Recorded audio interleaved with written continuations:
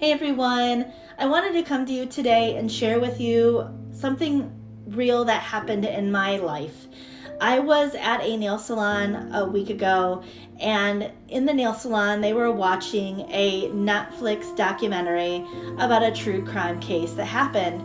And I told the technician that also this had happened to me because the case that they were watching had to do with filicide and the unaliving of a child. And so I brought up to the technician that this happened to me, this is real life, this happened to my children, this is Alec, this is Lydia.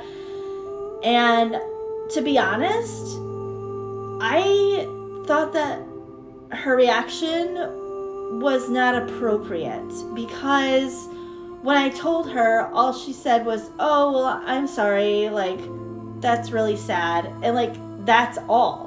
And I get that we all have different reactions, but I think that we have to understand that watching a true crime documentary or listening to a true crime podcast is not just for entertainment. It's to tell people that these are real people behind these names and behind these stories.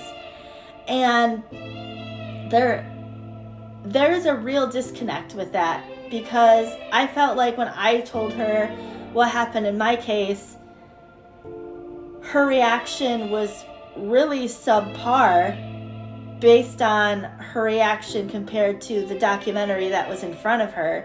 And it really hurt my heart because in her case, I felt like she was just watching it for entertainment purposes and to like, oh, look what happened to this family, and they should have did this differently with this guy and this differently with this guy, and it was so shocking to me that it's like, these are not just actors, these are real life people. This really happened to this family.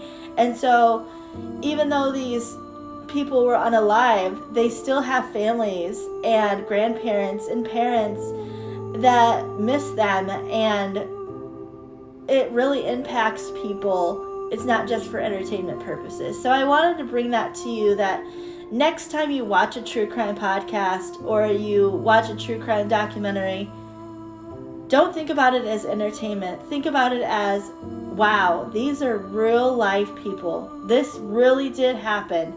And never have that conception that, oh, well, this happened to them, but that will never happen to me, because you can never say that. And because that could happen to you, and it might happen to you, because I always thought like, oh,